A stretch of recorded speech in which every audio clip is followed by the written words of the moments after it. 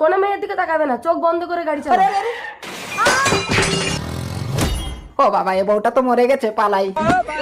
পড়লে পড়লে আমার পড়লে। কেঁদো না, শান্ত হও। বউ মরেছে তো কি হয়েছে, আমি তোমাকে বিয়ে করব। মোতালি, তুমি আমাকে বিয়ে করবে? হ্যাঁ করব। চলো বিয়ে করবো।